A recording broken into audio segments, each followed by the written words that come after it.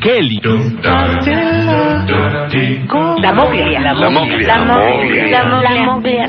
La Moglia.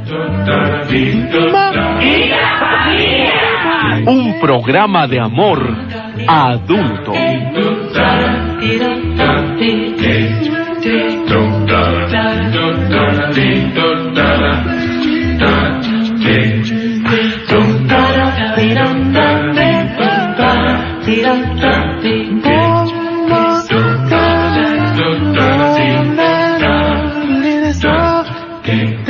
Para usted, ¿qué es la muerte? Es un estado después de la vida, ¿no? Algo así como si te quedaras dormido, pero ya no vas a despertar. Bueno, el mexicano la muerte la toma como un juego, pero en realidad es el final de un principio que tuvimos. Nacemos para vivir y también para morir. Pues es ir a descansar ya bien, porque en esta vida estamos corriendo y agitados. Bueno, la muerte más que nada es la desaparición de un ser querido. Desaparece y no lo vuelves a ver y pierdes total comunicación con él. Para mí esa es la muerte. Pues es un paso a la otra vida, ¿no? Simplemente considero que es un adelanto del que se adelanta hacia nosotros, pues de lo que podemos llegar o nos puede llegar a suceder. Simplemente es un paso a la otra vida. Pues la muerte es como un descanso, ¿no? Primero. Segundo, miedo, no tiene por qué haber miedo. Todos tenemos que morir, pero también pues mientras que tengamos vida hay que vivirla como venga, como sea, y lo mejor que se pueda. En mi caso, pues yo estoy grande y estoy retirado, pero estuve en una enfermedad muy, muy dura, que le doy gracias a Dios, que me haya dejado vivir. Todo estoy tratando de vivir lo mejor que puedo. El miedo a la muerte no, yo ya estoy preparado para eso. Pues que yo creo que es la terminal a la que todos tenemos que llegar. Pues es un proceso más. Tenemos vida para es una parte del camino para llegar a ella. Pues yo pienso que es cuando alguien descansa en paz, ¿no? Cuando por fin ya su alma está descansando en paz, ¿no? Eso es lo que yo pienso de la muerte. ¡Ay, qué principio tan negro! Que es la muerte y luego del cadáver. Bodas Negras, una canción cubana que, por cierto, mi abuela cantaba. Mi abuela paterna que tocaba la guitarra y cantaba. Tiene toda la pinta de una canción basada en un hecho real. Así es. La necrofilia existe y no dudamos que esto que expresa la canción sea una de las muchas manifestaciones de la gran paradoja que significa para muchos la idea de la muerte. Y una de ellas la señala uno de los entrevistados, que dice una frase que es indispensable fijar para tratar este tema acerca de la muerte, que hoy decidimos presentar para ustedes, y que tiene muchas vertientes, pero esta frase es la otra vida, pasar a la otra vida.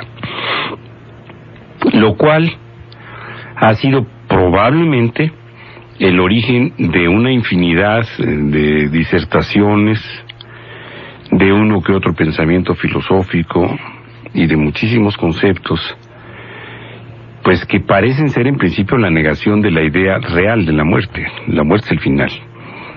Entonces, si existe todavía el concepto de vamos a pasar a otra vida, entonces no es el final, es un tránsito hacia otro sitio. Y precisamente el desconocimiento, la negación, esto, hablando de lo que decíamos el domingo pasado, este gran engaño, este gran autoengaño, de pensar en otra vida surge del misterio indescifrable de la muerte. Deben haberse preguntado algunos hace siglos, ¿qué hay más allá de la muerte? ¿Qué sucede cuando lo que conocemos como vida, por razones mil, termina? Y precisamente la soberbia de los seres humanos desde el principio de la humanidad tiene que haberlos obligado a pensar, en lugar de sentir la muerte como un final natural de todo ciclo vital, porque seguramente sabían que los animales se morían, sabían porque además ellos los podían matar, se morían los vegetales, que no dejaban de tener una vida reconocida por el hombre primitivo seguramente. Entonces, ¿por qué creer, si no es por soberbia, que esos seres vivos llamados en algún momento humanos, llamados hombres y mujeres, porque ellos sí tenían que trascender? Porque ellos sí tenían que llegar a otra vida y los animales no. Aunque algunas culturas, en algunas filosofías religiosas, incluso prehispánicas, algunos seres humanos dicen reencarnaban en animales o en nahuales. O éramos guiados, por ejemplo, por los perros.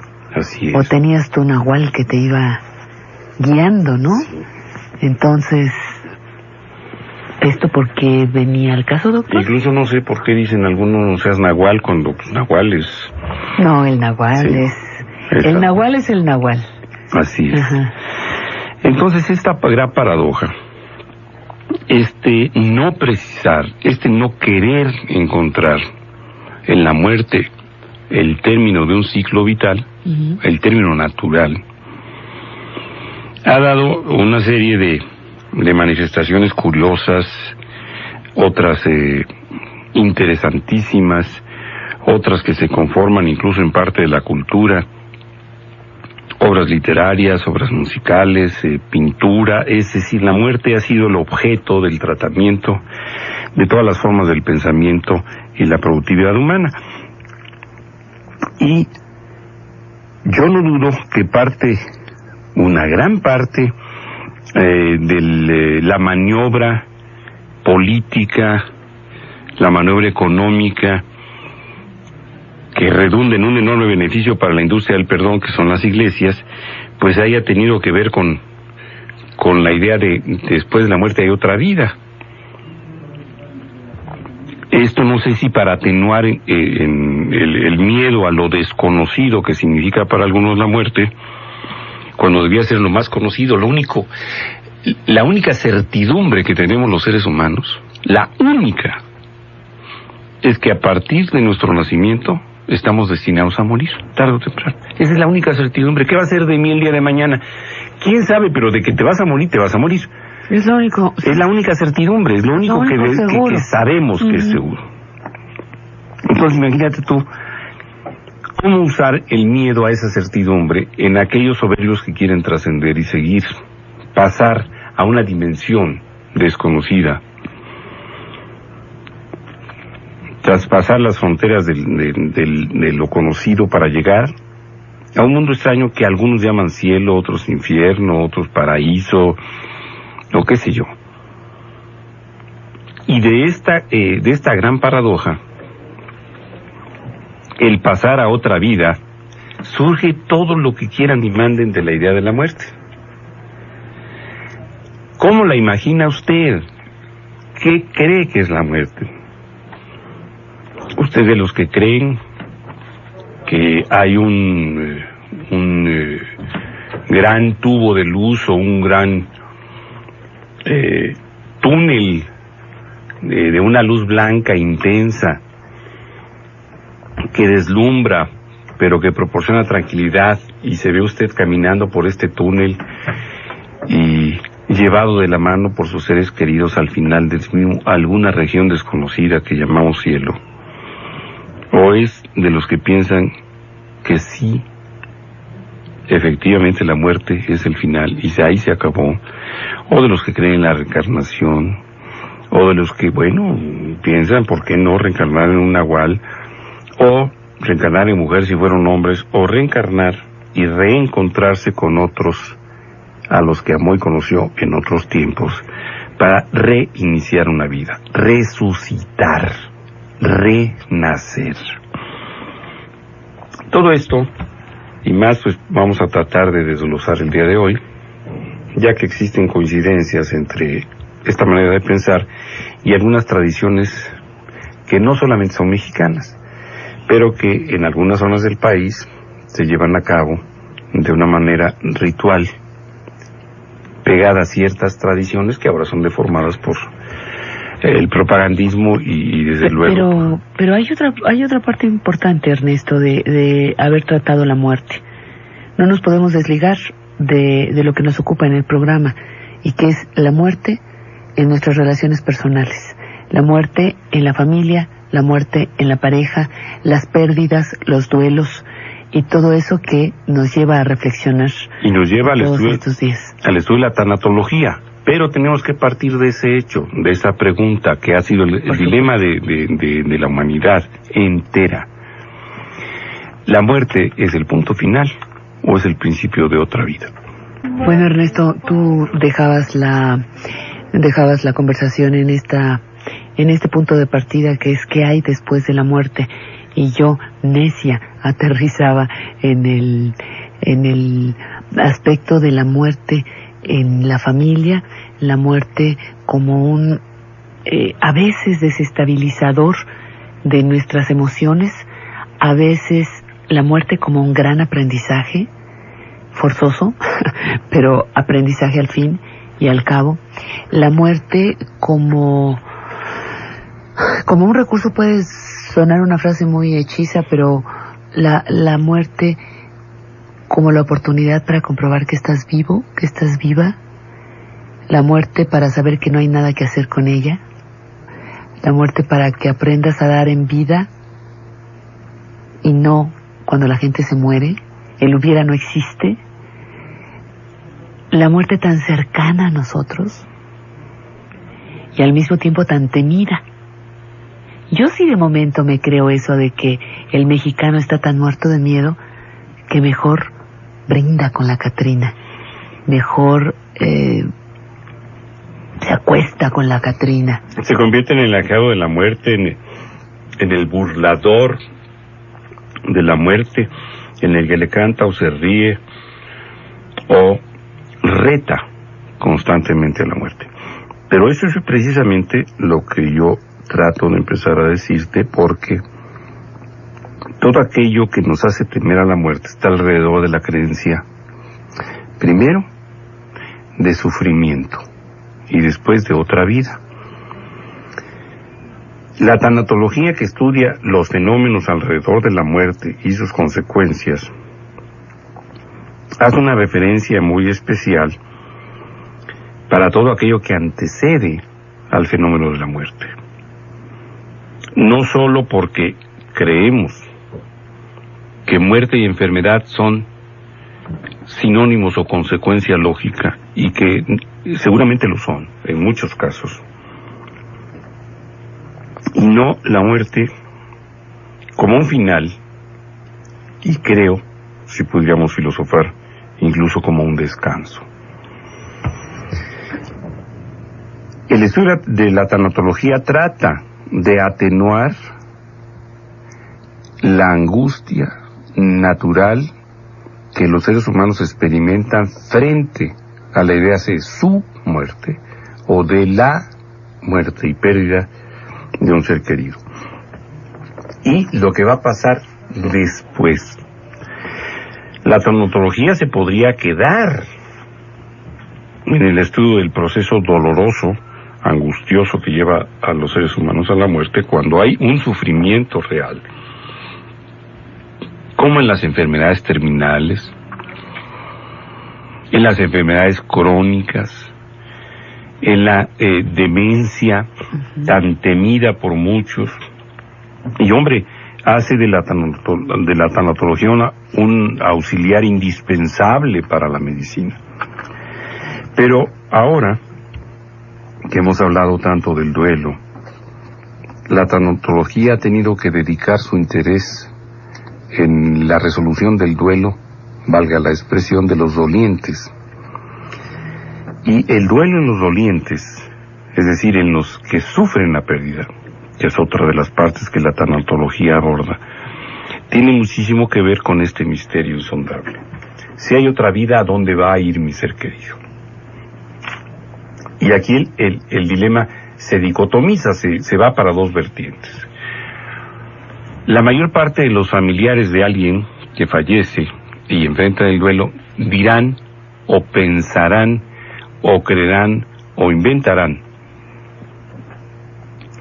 se va a ir al cielo, va a estar cerca de Dios, se me adelantó en el camino para estar con Dios. Siempre y cuando, sufriendo o padeciendo del síndrome de Pedro Infante, sigamos creyendo que todo muerto es bueno, o fue bueno, noble, afectuoso, sano, cariñosísimo, y que fue el mejor padre, el mejor abuelo, el mejor tío, el mejor hermano, el mejor profesional. Y no lleguemos a la realidad que se murió un ser humano con defectos. Porque si llegamos a pensar que son defectos en la vertiente del duelo, tenemos que imaginarnos pues que el tipo va a andar deambulando por las puertas del infierno. No sabemos si del primero al 7º piso, pero seguramente andará por ahí, y eso no nos gusta. Pues a mí me encanta el humor de Chava Flores. No, hombre, extraordinario. Y esos eran los velorios. Cuando la viuda dice que está conmovida y él pues le dice, sí, no le falta el respeto, comadre. Pues, no, qué maravilla. Y en otra, esta es una grabación en vivo, pero en otra versión grabada, o sea, en estudio, se oye, Chava le hace que está llorando. Ay, ando conmovida. Pues cómo, si aquí está mi compadre, mi comadre. En fin, pero bueno, tiene mucho de cierto, logra captar muchas de las escenas clásicas de los velorios. Hay quien va al velorio nomás al chisme, no porque en realidad se duela la muerte de alguien. Y también es bueno poderse reír de la muerte. Yo tengo la experiencia reciente de la muerte de mi padre, que él sí era un hombre bastante sociable y con una gran simpatía, y no estoy hablando del síndrome de Pedro Infante, porque tengo unos defectotes que pues nada más miran a que uno que el que habla, ¿verdad? Pero no. Y yo, que no acostumbro ir a servicios de ningún tipo, ¿funerarios? Religiosos o funerarios, me sentí con la responsabilidad de acudir, sobre todo porque me imaginé a ver qué le gustaría a mi papá que hiciera yo, siendo él tan sociable y tan tradicional en sus conductas, pues que atendiera yo a sus cuates, ¿verdad? Entonces yo fui con esa idea, y en el velorio traté de ser cordial como lo era él, traté de ser simpático, no me salió, pero las personas que fueron al velorio, que son sus amigos y los amigos de mi hermana, curiosamente de mí solamente fue un buen amigo, porque no tengo. Y la tónica general del velorio fue de una gran alegría. Todo el mundo estaba a las carcajadas y riéndose y contando, si no chistes, anécdotas. ¿De tu papá? Y creo fundadamente que a mi padre le debe haber encantado, si existe lo que llaman la otra vida, haber presenciado desde su lugar donde estuviera el que sus amigos se la pasaran bien, porque era lo más importante para él. Él podía prescindir de la idea del cansancio o el agotamiento o el desinterés de mi mamá o de nosotros por algo, pero si sus amigos estaban contentos, era lo más importante. Entonces, creo que estas ideas han ido surgiendo, obviamente, del pensamiento de que hay otra vida o no hay otra vida. Y puedo afirmar que, sobre todo en los cultos monogámicos,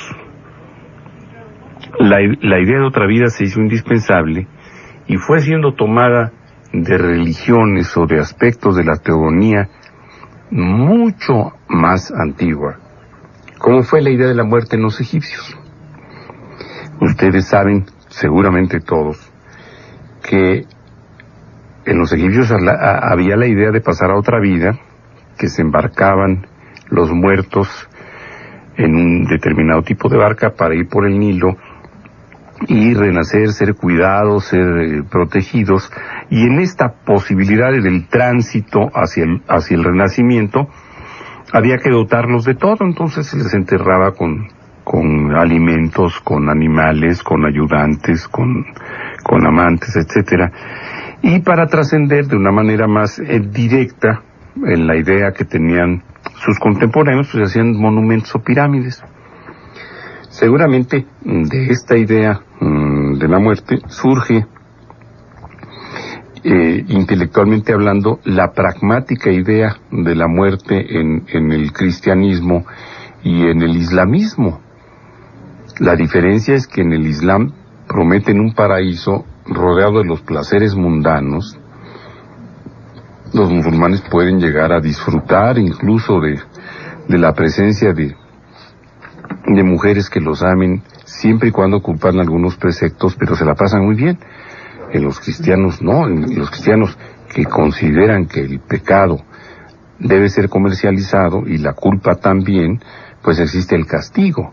Pero sin la idea de la trascendencia, es muy probable que las religiones no existieran o no tuvieran la demanda que tienen, porque dicen que la fe es el único antídoto contra el miedo. ¿Estamos preparados para morir? Pues algunos, no todos, la verdad.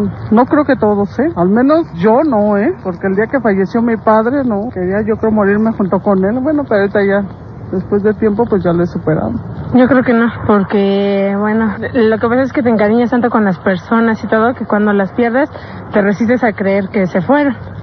No, yo creo que no, para nada, porque pues todos pensamos en lo que está pasando ahorita, no pensamos en lo que pueda pasar después, ni qué podamos hacer al momento de que nos llegue. Por mala suerte, no, porque deberíamos de tener más conciencia que para eso nacimos.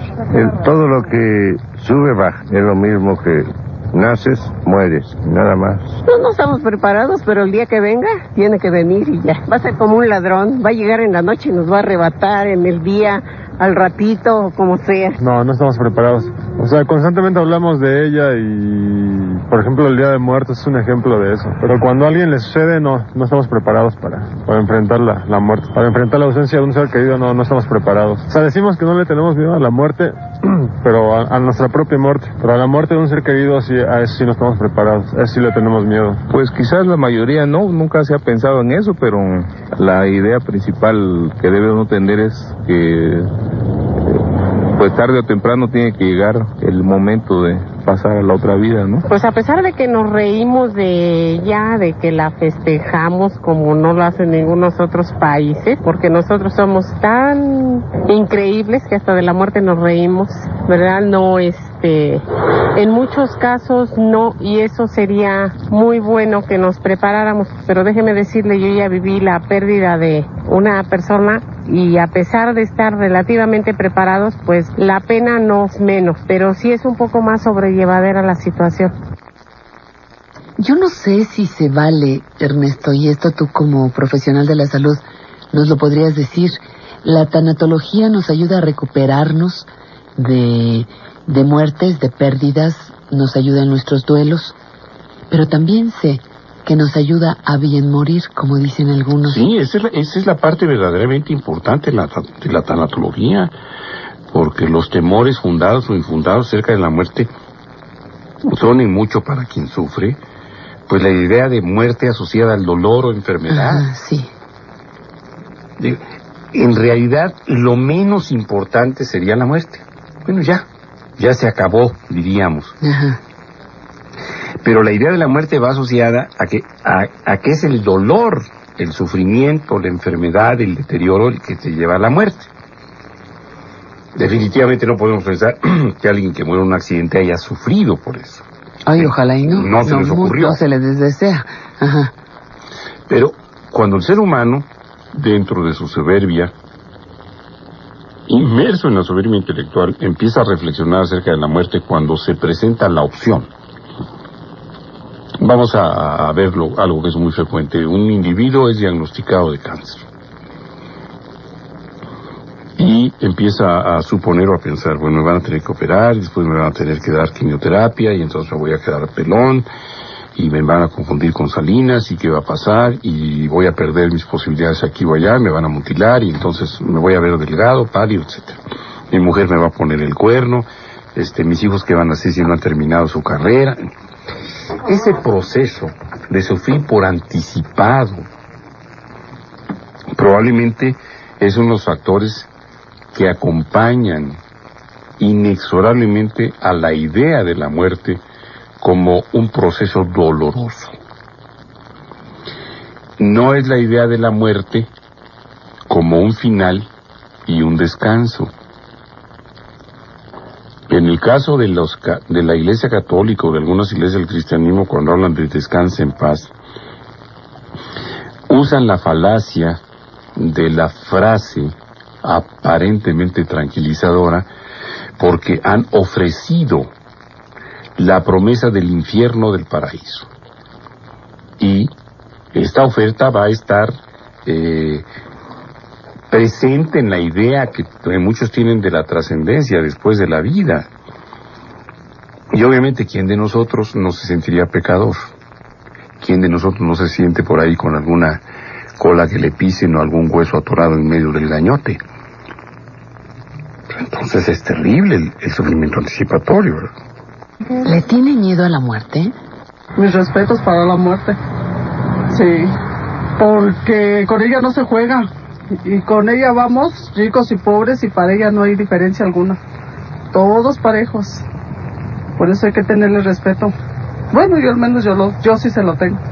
Más o menos, ¿no? Porque, bueno, le festejamos con el Día de Muertos y le ponemos las ofrendas y todo, pero como que no, pues no, como que no nos gusta. Le tenemos miedo a lo desconocido, y la muerte es algo desconocido para nosotros, pero no creo que estemos pensando con el temor de morir en algún día. O sea, sabemos que va a pasar algún día, pero no creo que tengamos miedo. Pues a veces sí, más cuando se tiene la familia y los hijos pequeños, ¿no? Entonces piensa uno mucho en ellos, pero al final tiene que llegar. Yo creo que no a la muerte, sino al hecho de dejar de ver a nuestros seres queridos. Pensamos que dejamos todavía cosas pendientes por hacer, si tenemos hijos, si tenemos pues nietos tal vez en ese momento, y es más eso, el temor a dejar de ver a nuestros seres queridos. Bueno, yo personalmente no, yo vivo con ella y creo en ella, por lo mismo la traigo yo en mi persona. Sí, pues por lo mismo yo creo que es temor a lo desconocido, temor a lo que no conocemos, y hay incertidumbre.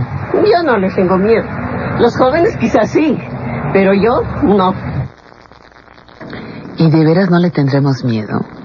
Aquí la señora que empezó hablando estaba así como, no, hay que tenerle respeto, dice. Creo que va en función más de lo que señalaba la última entrevistada, porque evidentemente la muerte como fenómeno pues es uno de los miedos universales, y creo yo fundadamente que a medida que vamos creciendo en edad, creciendo cronológicamente, vamos teniendo diferentes maneras de contemplar la idea o el pensamiento de la muerte. Los niños no saben qué es la muerte. El niño, recordémoslo, vive un riguroso presente, aquí y ahora, y cualquier vivencia relacionada con el futuro pues no la pueden introyectar. De la misma manera que no pueden saber qué cosa es el día de mañana cuando se les dice, es que si te portas bien el día de mañana vas a ser un hombre de provecho. El niño no sabe qué es el día de mañana ni qué es un hombre de provecho, tampoco sabe cómo introyectar y darle un peso específico y emocional a la idea de la muerte.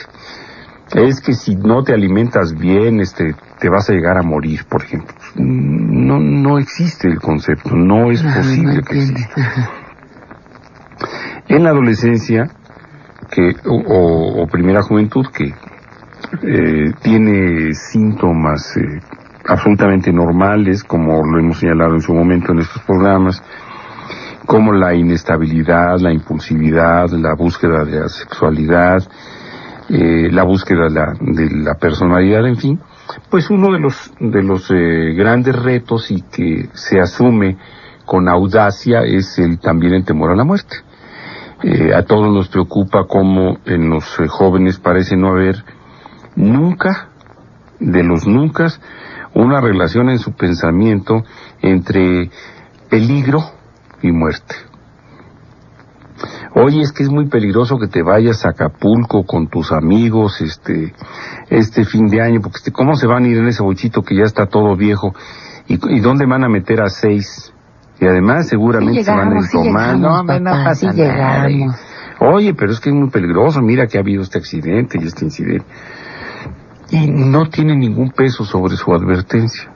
Si el chamaco o la muchacha tiene un automóvil y lo vemos manejar a alta velocidad, también se lo podemos decir, oye, con cuidado, que manejas como para matarte o vas a matar a alguien, tampoco importa. Avísame cuando llegues de la fiesta o cuando vayas a salir porque me tienes con mucho pendiente, jamás avisan. Llega a las 3 de la mañana porque te puede pasar algo, mira que los asaltos, etcétera. Tampoco no hay una idea concreta, vivencial, de lo que significan los estados de peligro, la peligrosidad y mucho menos la muerte. De ahí que la causa de muerte más importante en jóvenes varones pues sean los accidentes automovilísticos. Digo, si hubiese una sola idea del temor a la muerte, esto no pasaría. El suicidio o la bulimia e incluso la anorexia en las jovencitas también se puede advertir. ¿Cómo es posible que no quieras comer porque estás muy flaca ya? No es cierto, y voy a seguir sin comer y no tomo ni agua porque estoy muy gorda aunque pese 40 kilos. La advertencia sobre el fenómeno de la muerte no les interesa. Fíjate nada más que yo creo que uno de las medidas infructuosas que merecen más atención por la salud pública en los últimos años es la recomendación que se ha hecho de unos años para acá en muchos países, si no es que en todos los países, acerca de la prevención del SIDA. Caramba, está bien, pero usen el sexo seguro, sobre todo el condón. Es el más barato, es el más sencillo de los métodos. Y haz con tu sexualidad lo que se te pegue la gana, pero con seguridad. Tienes que informarte por tu condón. Pues no pasa nada y los jóvenes no están respondiendo, cuando menos en número, a la calidad y la cantidad de los mensajes de advertencia y de prevención en este fenómeno, en esta pandemia, que es el SIDA. Yo creo que somos los adultos o los adultos en la tercera edad quienes vemos con mayor preocupación el fenómeno del SIDA o la posibilidad de un contagio en nuestra persona incluso. Yo no sé cuántos, como yo comprenderé, vivamos una etapa de relativa fidelidad o de fidelidad a ultranza, más motivados por la ética personal o los valores, o más que motivados, perdón, por la ética o por los valores personales, por el miedo al contagio del SIDA. Usted, señora, usted, señor, probablemente en este momento se sientan muy bien y sin sentimientos de culpa porque se han conservado monógamos. Pero pregúntense por qué.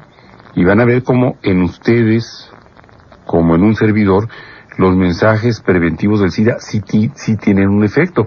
Pero yo no sé qué hubiera pasado si este mensaje nos llega a los 18 años. Nos llega a los 18 años. Hubiéramos dicho quizá, como lo dicen millones, pues a mí no me va a pasar. A mí no me da. Eso le pasa a los otros. Así es. Ajá. Entonces, la idea de la muerte se va conformando a medida que pasa el tiempo. Señalaba uno de los entrevistados que, bueno, piensa uno en dejar a los hijos y qué les va a pasar y no quiero dejar muchas cosas por hacer, en fin, que decía otra señora. En el momento en que los logros materiales o emocionales o familiares o sociales, como quieran y manden, empiezan a aparecer, se inicia este fenómeno tan curioso de compensación, de temer perderlo. Nadie sabe lo que tiene hasta que lo pierde. Entonces llega un momento en que empieza el futuro a advertirse y vivenciarse con una suficiente claridad. Híjole, mano, ya tengo 40 años y como decía un radioescucha esta semana, y no he tenido otra vieja y tengo diabetes y se me hace que yo ya no voy a tener erección, entonces tengo que apurarme, porque estoy dejando pasar esta etapa. Es decir, advierte el futuro, pero con preocupación, con sufrimiento y pensamiento anticipatorio. Y entonces cuando el peso de la idea de la muerte viene, porque además coincide esta época entre los 30 y los 40 años, que en términos generales muchos de nosotros ya tuvimos la vivencia en carne propia de la pérdida de un ser querido. Entonces la idea de la muerte se objetiviza. Híjole, mano, ¿qué va a pasar cuando me pase lo que a mi abuelita, cuando yo la vi en la caja y entonces por primera vez vi a mi papá llorar y etcétera, ¿no?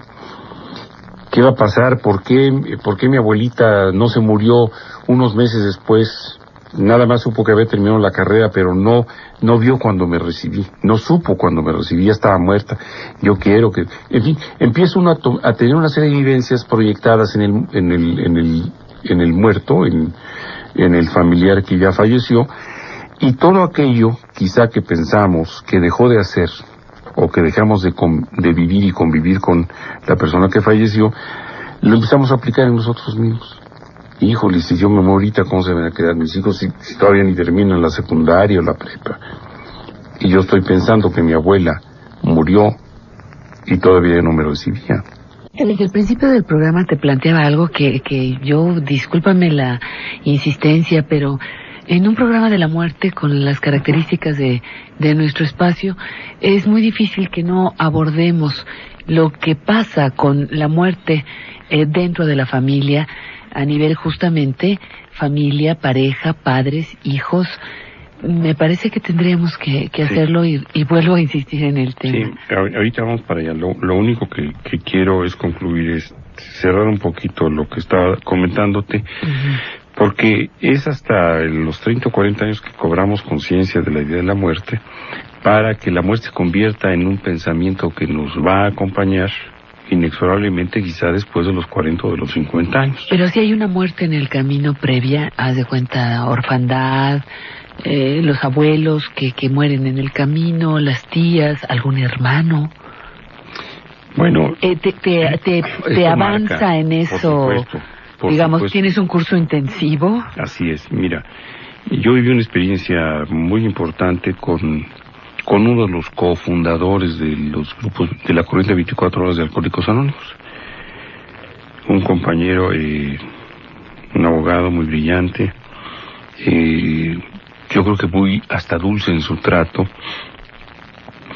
y del que nos preocupaba a otros que tuviese siempre el temor de sufrir un infarto, siendo él bastante joven, y que tenía un cuidado de su persona extraordinario desde su llegada a Alcohólicos Anónimos. Y en alguna ocasión el otro cofundador me sugirió que yo lo viera como médico, y llegó este hombre y me dijo que por favor íbamos a hablar, pero que no me atrevía yo ni a pedirle unos análisis, ni a mandarle una inyección, ni a auscultarlo, porque le tenía pavor a cualquier medida médica que fuera posible. Yo le dije, mira, él se llamaba Guillermo M. Decía, mira, Memo, pues si tú tienes tanto temor a sufrir un infarto, se va a hacer necesario primero que yo te ausculte para saber si hay alguna evidencia de que tengas un problema cardiovascular. Y si no, aquí junto, yo era vecino de edificio del mejor cardiólogo en México en ese entonces y el mejor angiólogo. Les decía yo, mire, le voy a pedir a fulano de tal que te haga un electro y que te chequemos bien, porque si resulta que tu corazón está sano, pues esto puede ayudar a que no te angustie tanto. Y si tu corazón está enfermo o tiene alguna evidencia de patología, bueno, pues lo podemos intentar curar. No, yo no me pongas nunca un aparato porque yo me aterro. Y a la segunda o tercera entrevista, él recordó que su padre había muerto a los 4 años de edad de un infarto. El padre de este muchacho había sido uno de los famosos generales de la Revolución, y este muchacho había sido pues el último de varios hijos, ya siendo este general hombre mayor, y empezó a recordar cómo a los 4 años que muere el papá, todo el mundo decía, murió del corazón y hay que tener cuidado y no te vaya a pasar lo que a tu papá le decían a otros, sobre todo a un hermano que también fue compañero, respecto a la posibilidad de un infarto. Y desde los 4 años quedó marcado por ese mensaje. Sí, el niño Memo no introyectó la idea de la muerte, pero el niño Memo sí recordaba el mensaje.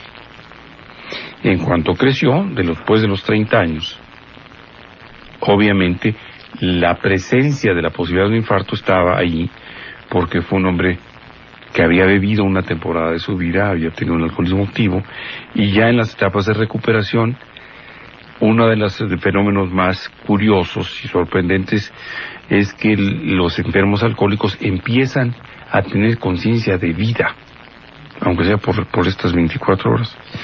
Y acompañando a la vivencia, a la conciencia de vida, aparece también nítidamente la conciencia de muerte. Y dicen muchos, bueno, es que yo he vivido para matarme, y el día de hoy quiero disfrutar estas 24 horas. Entonces, se van aferrando a la vida, pero a través de un proceso muy angustioso, que los hace ver ese suicidio lento que es la actividad alcohólica. Entonces, queda la vivencia. Si tú tuviste un duelo, una pérdida en la niñez, esa pérdida quizás no sea recordada con nitidez, y menos con un peso emocional, pero la historia de esa pérdida te la van a recordar todos. Tus abuelos, tus tíos, tu papá.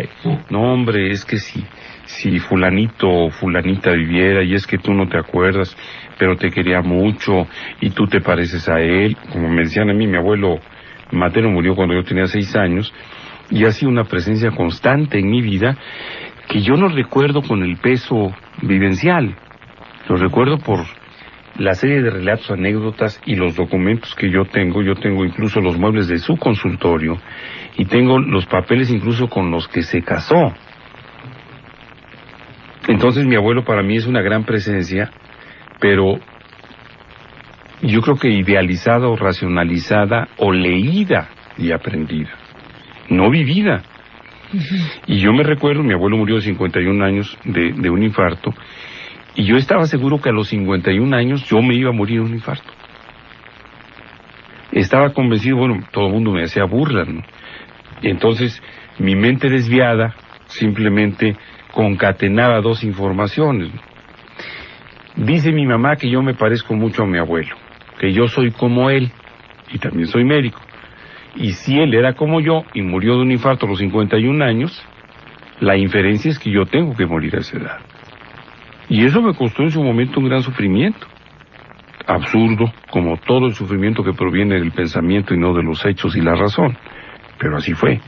Es decir, lo que quiero decirte es que la muerte va apareciendo en las diferentes etapas de la vida, pero también aparece matizada, como tú lo sugerías y lo preguntabas a la vez, por experiencias personales.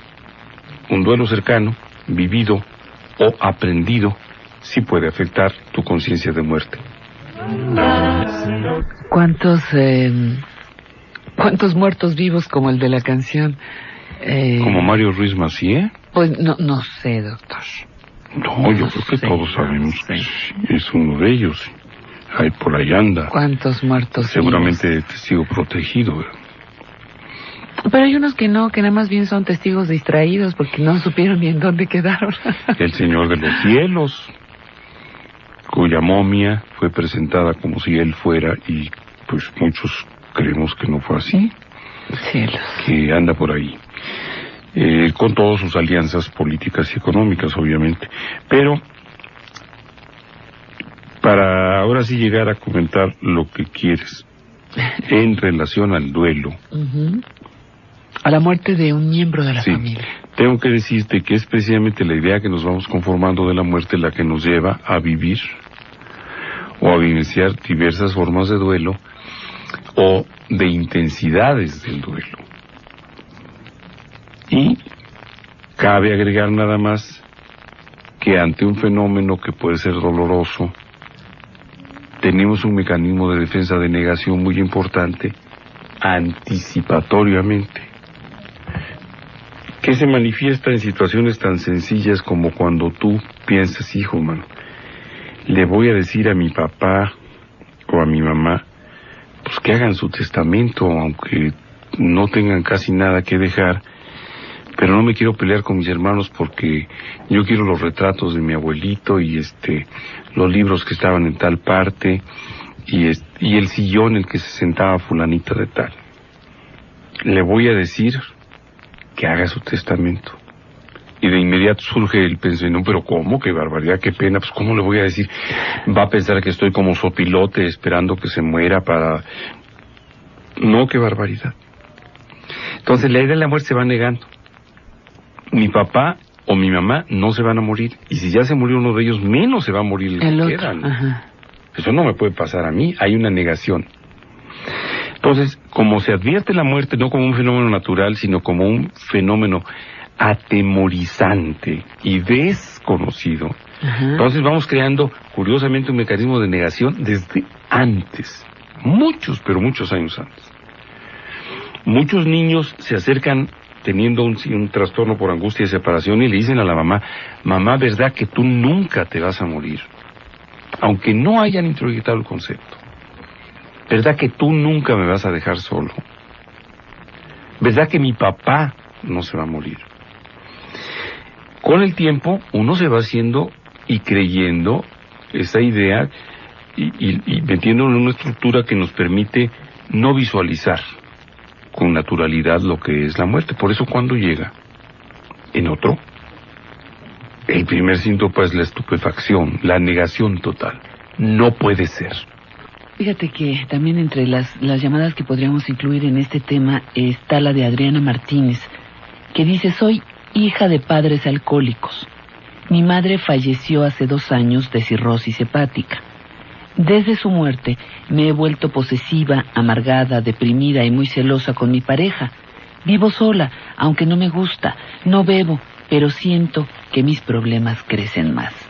La muerte puede ser disparadora de diferentes situaciones que aparentemente habían estado ocultas en nuestra vida. Sí, y en este caso, bueno, primero me llama la atención que nos diga que tiene problemas con su pareja y después que vive sola. ¿Qué edad tiene? 28. Bueno, este hecho de que tenga una pareja y viva sola y que esté presentando alteraciones del comportamiento y del estado de ánimo hacen pensar, como tú lo señalas muy acertadamente, que en esta radioescucha haya habido una patología anterior al fallecimiento de su madre y absolutamente explicable por ser hija de 2 enfermos alcohólicos activos. Y hemos hablado infinidad de ocasiones de lo que es la familia alcohólica y las características de los hijos e hijas de los alcohólicos. Nos hemos encontrado con la enorme sorpresa, el hallazgo clínico, diría yo, desde hace algunos años que empezamos este programa, de encontrar que muchas, por ejemplo, de las comedoras compulsivas con problemas de sobrepeso son hijas de alcohólicos. Nos hemos encontrado a muchas hijas de alcohólicos que son alcohólicas, que no beben. Nos hemos encontrado la misma patología que en varones, de seres humanos con muy baja autoestima, callados, que no expresan sus emociones y que llegan a profundos niveles de resentimiento, precisamente obligados, o por el silencio obligado de la convivencia con el alcohólico. Imagínense entonces lo que es vivir con padre y madre alcohólicos. Seguramente existe ya en ella una patología que, como lo señalabas, tuvo como gatillo disparador para expresarse abiertamente el fallecimiento de la mamá. El grupo familiar Al-Anon 24 horas Condesa la espera con los brazos abiertos si usted quiere darse la oportunidad de vivir mejor solo por hoy. Un teléfono, por favor. 286-1593. Después de esta media hora de reposo, doctor, para que te recuperaras. Sí, hasta parece periodo refractario y una simple subidita de escaleras ha de ser por la infección de la garganta que ya dura una semana. Claro, es por eso, doctor. Oye, las defensas están bajas, la condición está perdida. Y la cercanía con la muerte. Ay, sí, doctor, se me había olvidado que nos hablaras de tu cercanía. La idea de inmortalidad. Estás más lejos que nada. Sí. Bueno. Mala hierba nunca muere, acuérdate que eso nos decía. Oye, entonces tengo que ser de lo peor. Bueno. No, ya eres doctor, trabajo, ya eres. Entonces la idea de la inmortalidad va acompañando ese primer síntoma de lo que llamamos los médicos duelo. Pensamos en la inmortalidad de los seres queridos. Todo el mundo se puede morir. Podemos despreocuparnos del sonido de las ambulancias o del paso por los hospitales, porque a nuestra familia no le va a pasar. Entonces, esta idea falsa de la inmortalidad y esta negación preconcebida nos hace que ante la muerte de un ser querido reaccionemos como primer síntoma con la negación o la estupefacción. No puede ser, no es cierto, esto no me puede estar ocurriendo a mí, debe ser una broma, debe ser una equivocación, porque no es cierto. La mayor parte de las veces, este es el primer síntoma del duelo, aunque existe una gran excepción, que es la convivencia con un ser querido que padece una enfermedad terminal muy dolorosa, o particularmente dolorosa y dramática, en el que hemos visto con mucha tristeza y desesperación cómo se va consumiendo un ser humano porque no hay respuestas ante algunas enfermedades por parte de la ciencia médica. En ese sentido, entonces, se va conformando la idea de la muerte como un descanso, como una salvación, casi como un privilegio. Sí. Dios quiera y se lo lleve. ¿Verdad? Dios quiera y se compadezca de él o de ella. Y es un descanso para la familia también, ¿eh? Para el que sufre y para los que sufren. Ahí el duelo aparece durante el periodo crítico de la enfermedad. Pero en la mayor parte de los casos, la primera reacción del duelo es la estupefacción. Este periodo puede durar unas horas, unos días, es un periodo corto. Tan corto como el del bienestar del que fallece después de una agonía dolorosa. Y dice uno, ya está descansando. No se percibe todavía la ausencia. Pero en la negación tampoco se percibe la ausencia hasta que empieza a aparecer un cuestionamiento ya racional o racionalizado. ¿Por qué a mí? La soberbia y el egoísmo que padecemos la mayor parte de los seres humanos, ¿por qué a mí? ¿Por qué él? Y empezamos a matizar al muerto o a la muerta con una serie de virtudes que obviamente no tenía. ¿Por qué a él si era tan bueno? ¿Por qué a él si era tan buen padre, si era tan trabajador, si era tan responsable? ¡Claro!, se dice uno en segunda instancia, que fue un desgraciado con mi mamá y que le puso los cuernos 20,000 veces y que era un irresponsable y se botaba el dinero en billetes de lotería. Viene la reconsideración. Pero ¿por qué a él?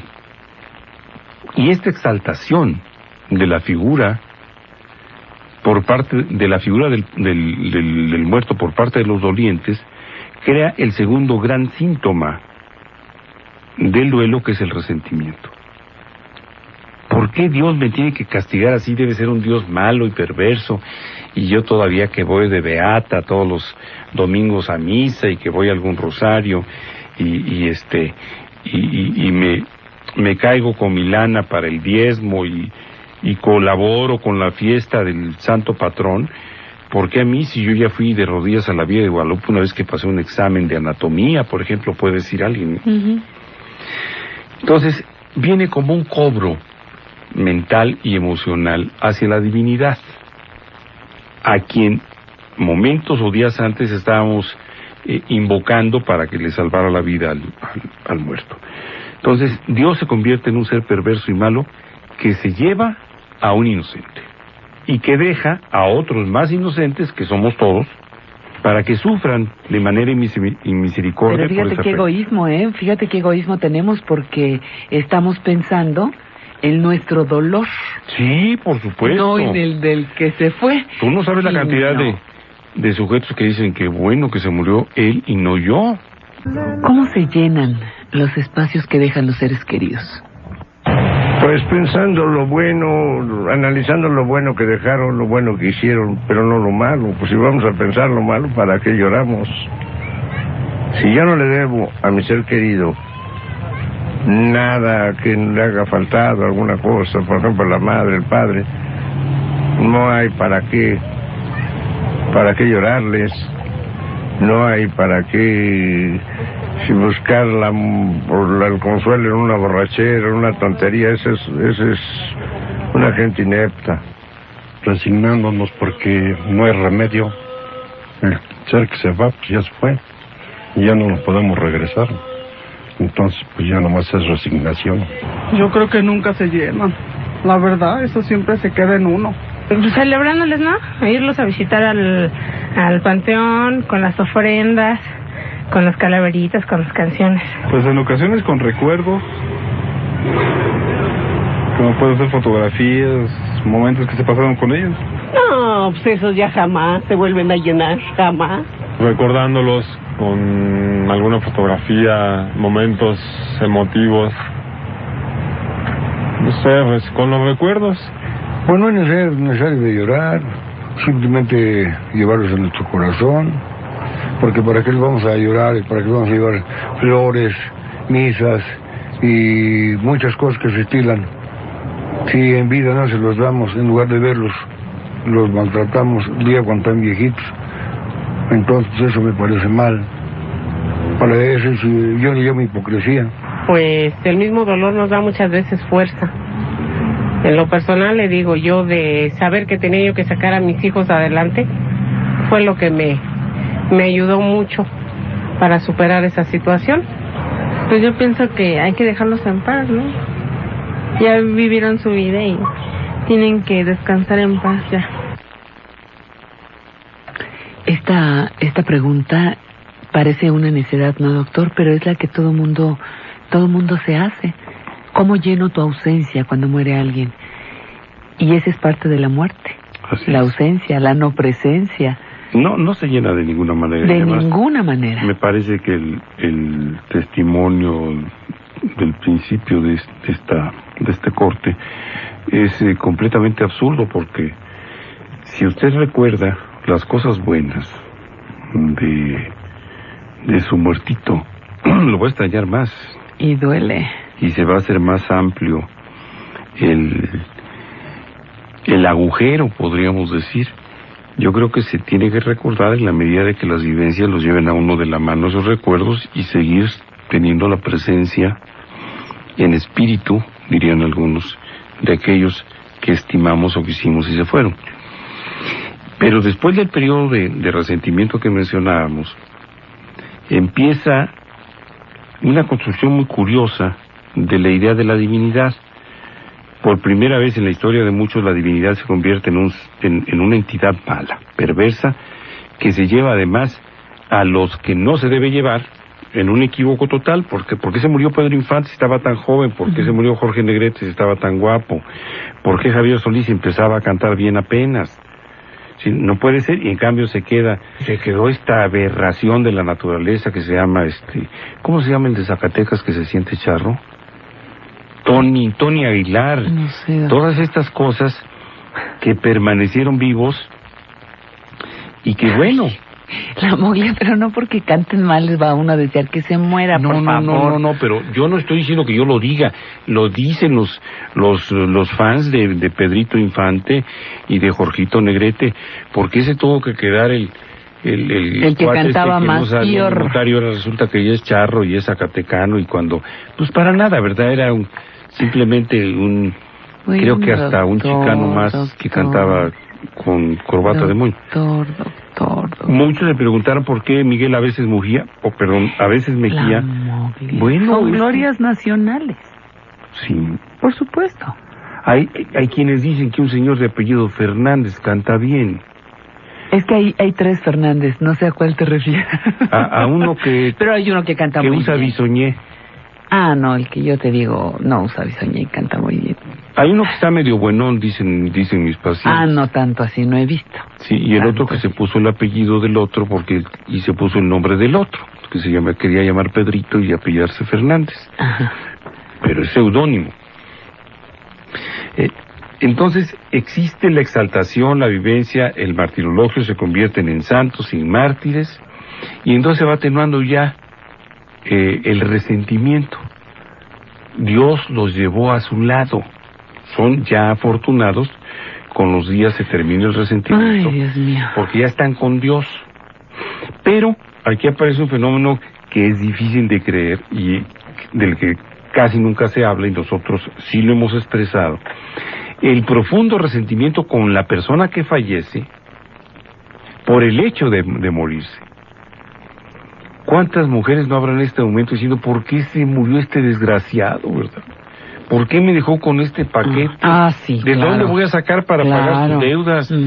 Para acabarla de fregar. Hasta la querida vino allá a pedirme, porque no tenía para los chamacos que yo ni conocía. ¿Por qué te moriste infeliz y me dejaste aquí con toda esta bronca? Como a los famosos que le salen esposas e hijos por todos lados a la hora de la herencias. Y si el muertito se suicidó, le he comentado a usted dos casos donde los deudos patearon el cuerpo. ¿Por qué nos hiciste esto? ¿Por qué nos das este dolor? ¿Por qué nos dejas este problema? Que es otra forma de la fase del resentimiento. Bueno, y en este fin de semana particularmente hay una pregunta obligada tratándose del Día de Muertos. Pero si este programa se transmitiera en otra fecha, que no fuera un puente de Día de Muertos o no con la presencia reciente, efectos especiales de un muerto, bien vivo, pero está muerto. Bueno, tendríamos que preguntar, decía yo, disculpen el lapsus, ¿hay que mantener la tradición del Día de Muertos? Es como recordar, no sé, las fiestas patrias, alguna fecha simbólica. Eso es lo mejor que debemos de hacer los mexicanos, porque si se va a perder todo, antes decíamos, ya viene el Día de Muertos, un Halloween, no sé qué cosa, y si no estamos en Estados Unidos, el día que Estados Unidos nos comande, entonces sí, vamos a hablar así, pero mientras seremos mexicanos, indios mexicanos, no, porque somos mexicanos del Distrito Federal, no somos indios todos, mas no nos vamos a refinar por ser del Distrito Federal. Ah, pues sí, es una tradición que viene de siglos ya desde siglos. Y por aquí, pues casi ni la hay. Es necesario, porque precisamente siento que es el día en que, si existe el más allá y si en verdad tenemos contacto con los seres queridos, me parece que es un buen pretexto para mantenerlo vivo, para mantener viva la tradición del Día de Muertos. A mí en el personal me gusta mucho el Día de Muertos, y en la casa pues, yo sí trato de poner una ofrenda, aunque sea pequeña, pero me gusta la tradición. Pues yo siento que sí es una costumbre de muchos años, ¿no? Cientos de años, y que pues de una u otra forma nos hace recordar a la persona que en su momento quisimos demasiado, y participar nuevamente en un evento como es este festejo. Ah, no, eso sí, eso lo tenemos desde nuestros antepasados, nuestros padres nos lo inculcaron, y yo creo que es una tradición muy bonita que debemos de conservarla hasta que podamos, que no creo que se acabe nunca. Seguirán ahí luz más luz, igual. Yo pienso que sí, no nada más esa, todas, porque somos un país de tradiciones muy bonitas. Lamentablemente se han perdido mucho por distintas situaciones, y yo creo que más que nada por inseguridad y por la situación económica. Es lo que varias gente tiene como, pues que está acostumbrada a hacer, ¿no? Ir a visitar a los muertos, llevarles flores. Eso sí es muy bonito, porque es como recordar a todos los que han desaparecido, ¿verdad? Es un como homenaje a una tradición para los que se fueron. Ah, sí, no, claro que sí. No todos, pero hay unos pueblos que tienen su tradición como Mixqui, que no, hombre, Es algo muy bonito. Michoacán, por allá también, tiene sus tradiciones muy bonitas. ¿Cómo no? Todo, yo digo que eso nunca se debe de acabar. Sí, porque pues, de las costumbres que tenemos desde hace mucho tiempo, ¿no? Y son nuestras raíces, como quien dice. Son nuestras raíces, como quien dice. Esa expresión está bien. Esa expresión está bien. En un sentido amplio, pero hay algo que va a enojar a una parte de nuestros radioescuchas, sobre todo aquellos mexicanistas a ultranza, porque el homenaje o la tradición de rendir homenaje a los muertos o a la muerte de ninguna manera es mexicana, ni es patrimonio exclusivo de los mexicanos. La tradición, y hablamos hace algunos minutos de lo que fue pues la manera de interpretar el paso de la vida a la muerte, por ejemplo por los egipcios, y durante siglos no hay hasta la fecha nada semejante a la magnificencia del respeto, de la reverencia y de la idea sublime de la muerte que tenían los egipcios.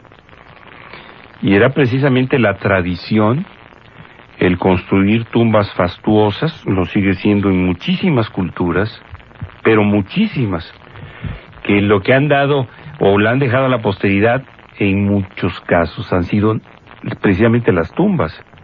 Existe una tradición de arte funerario impresionante en todas las zonas de confluencia entre los griegos de la época clásica, 4 siglos antes de la era cristiana, y la fusión con las ideas de todos los pueblos árabes y esta parte de pueblos que, siendo una mezcla de pueblos semíticos con orientales, conforman los países que están situados alrededor del Báltico, que están haciendo frontera después con lo que hoy conocemos como la India, y que en esa fusión de culturas también respondieron maravillosamente al culto a la muerte. Entonces, en culturas tan distintas aparentemente a la nuestra, como la china o como la japonesa, la egipcia, la misma. Bueno, existe la tradición de venerar a los muertos y reverenciar a la muerte. Entonces, primero, el homenaje o el reconocimiento o el gusto para reverenciar a los muertos no es una tradición mexicana. Lo que sí es mexicano es la forma o las formas en que se llevan a cabo estos homenajes a los muertos o a la muerte. Pero la tradición es universal, es mundial. Y digo universal en el sentido cultural, en el tiempo y en el espacio. Entonces, nuestras costumbres para celebrar la tradición de los muertos en México pues son distintas a las costumbres que habrá.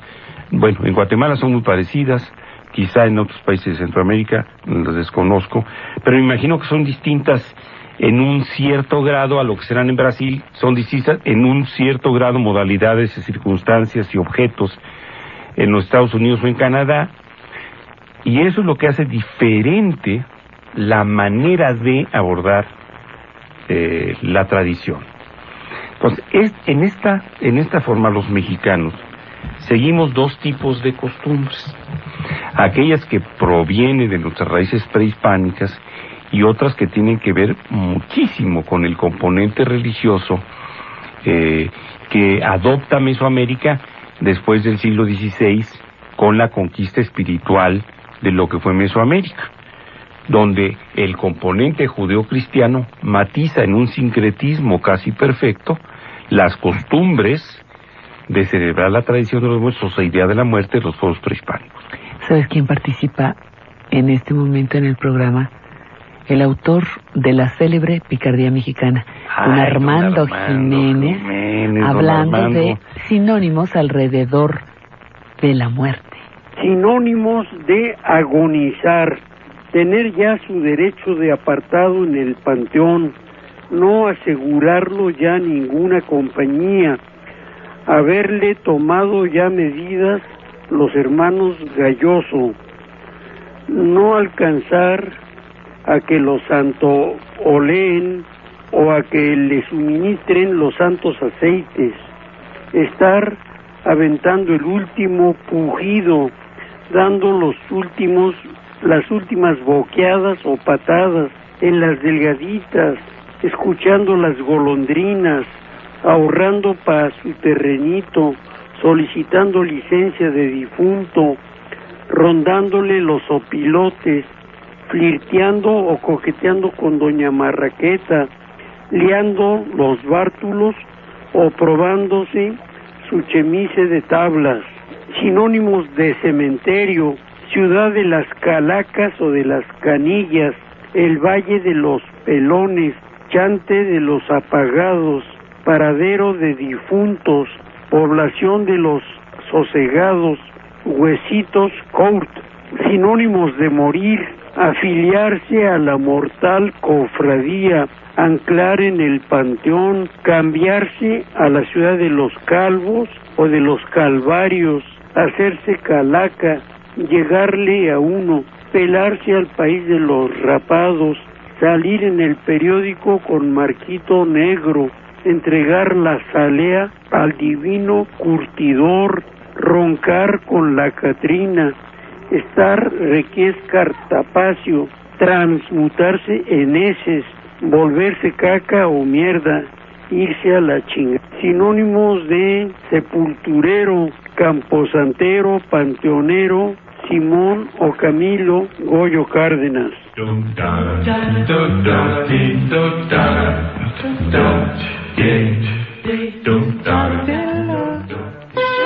Porque oigo a don Armando Jiménez, cuyo oficio justamente es el de nuestro lenguaje, el de nuestra tradición, entre muchas lenguaje y algunas tradiciones, entre muchas otras todas. cosas, pero nunca me imaginé que la muerte se le pudiera llamar de tantas formas. Te lo juro que jamás.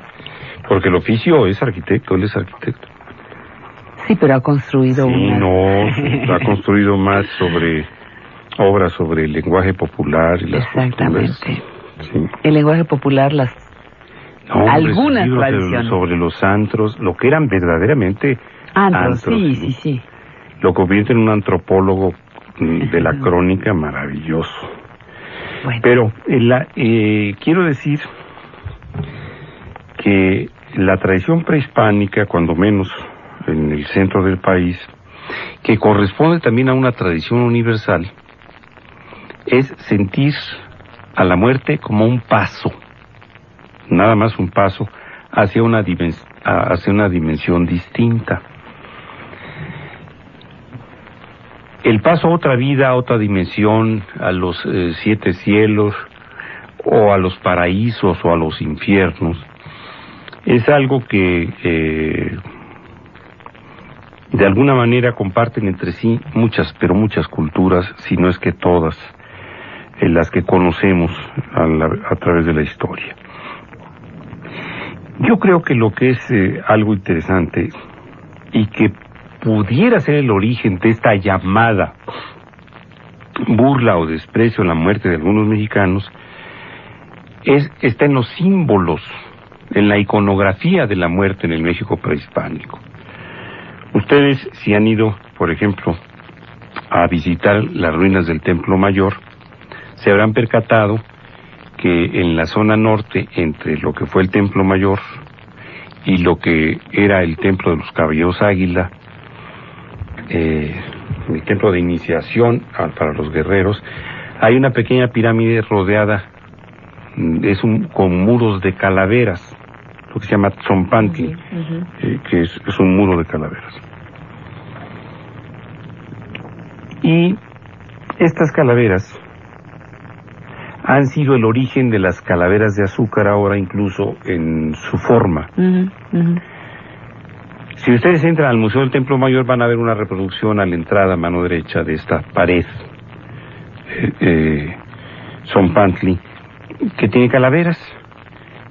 Y muchos llegaron a suponer y a pensar que era una gran especie de altares de reconocimiento a los sacrificios o a los guerreros enemigos muertos, y que, bueno, pues era una manera de expresión estética de batallas ganadas.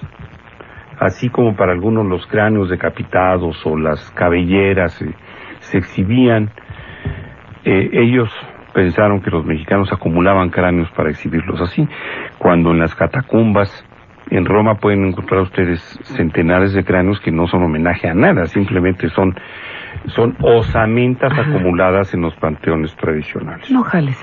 Pero resulta que los mexicanos, bueno, mejor dicho, los pueblos prehispánicos, tenían una concepción de la muerte y la vida que es parecida, repito, a todas las culturas del mundo. Decían, cuando llega la muerte, el cuerpo animal se muere y lo único que queda es la calavera o el caracol. O el caracol, que es exactamente. Que son los que mantienen el espíritu que se va a elevar a la divinidad. Entonces las calaveras y los caracoles para los mexicanos son símbolos de vida espiritual. No son símbolos de muerte como lo fueron en las culturas judeocristianas.